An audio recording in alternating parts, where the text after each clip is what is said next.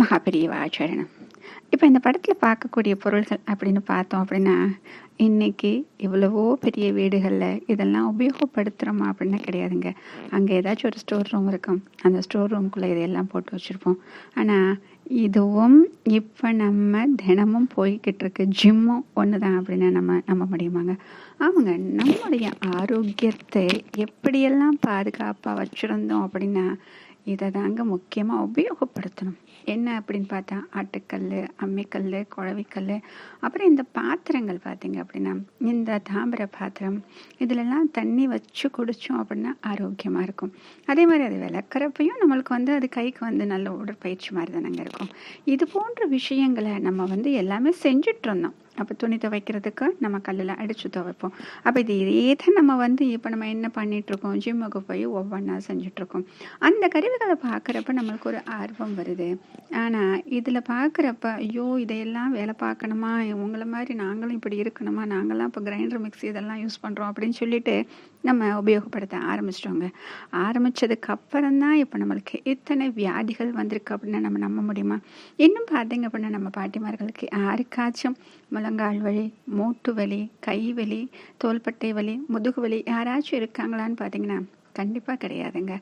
எல்லாருமே எதனால் அப்படி இன்னும் ஆரோக்கியமாக இருக்காங்க அப்படின்னா இதையெல்லாம் இந்த வேலையெல்லாம் செஞ்சதுனால தான். அதே மாதிரி கூட்டி பெருக்கி வாச தெளிச்சு கோலம் போட்டு இந்த விஷயங்கள் எல்லாம் பண்ணாங்க இல்லையாங்க. இது எல்லாம் சேர்ந்துருச்சுங்க. சேர்ந்ததுனால அது எல்லாமே உடற்பயிற்சி ஆயிடுச்சு. அப்போ நம்ம வாழ்க்கை அப்படிங்கிறது நம்ம என்ன பண்ணிட்டோம் அப்படின்னா வாழ்க்கை முறைங்கிறது தனியாக இருக்குது, உடற்பயிற்சி அப்படிங்கிறது தனியாக இருக்குது. அப்போ நம்மளுக்கு என்ன ஆகுது அப்படின்னா உடற்பயிற்சி செய்ய எனக்கு நேரம் இல்லை, அதனால என்னுடைய உடல் இப்படி இருக்குன்னு நம்ம சொல்ல ஆரம்பிச்சிட்டோம்.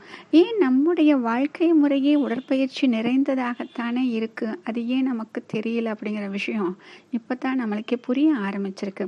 இப்போ என்ன பண்ண ஆரம்பிச்சிருக்கோம் அப்படின்னா எவ்வளோ பெரிய விஷயங்களை நம்ம பண்ணுறோமோ கிடையாதோ தினமும் நம்ம வீட்டை நம்ம கூட்டி துடைக்கிறோம், இப்போ வாசலில் தெளிச்சு கோலம் போடுறோம், அதே மாதிரி துணியை துவைக்கிறதுக்கு கொஞ்சம் முயற்சி பண்ணுறோம். முடியவே முடியாதுங்கிற சூழ்நிலையில் நம்ம மிஷினில் போட்டு துவைக்கலாம்.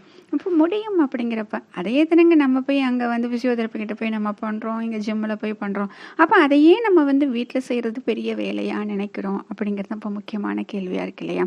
அப்போ இதையெல்லாம் நம்ம யோசித்தோம் அப்படின்னா நம்மளுடைய வாழ்க்கையில் இதை எல்லாமே நம்ம சேர்த்தோம் அப்படின்னா ஆரோக்கியம் அப்படிங்கிறது கண்டிப்பாக இருக்குங்கிறது நம்மளுக்கு தெரிஞ்சு போச்சுங்க. இதை தெரிஞ்சு இன்னும் எத்தனையோ பேர் இன்னும் உபயோகப்படுத்திட்டு தான் இருக்காங்க.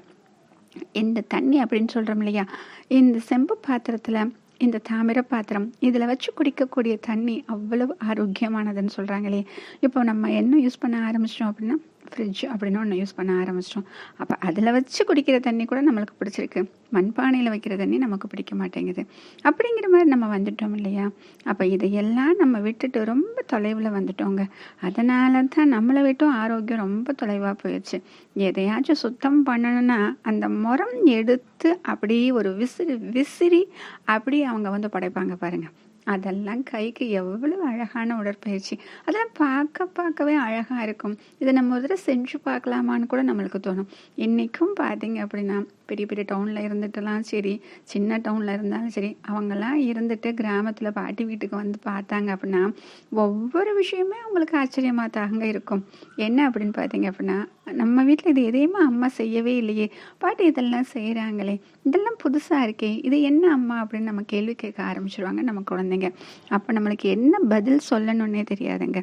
ஆக நம்ம குழந்தைங்களுக்கும் இந்த விஷயங்களை இப்படியெல்லாம் இருக்குது நம்ம உபயோகப்படுத்தினா நம்மளுடைய வாழ்க்கை இன்னும் ஆரோக்கியமாக இருக்கும்னு சொல்லிட்டோம் அப்படின்னா இந்த ஜிம் அப்படிங்கிற ஒரு விஷயம்லாம் எங்கேயோ காணாமல் போயிருங்க.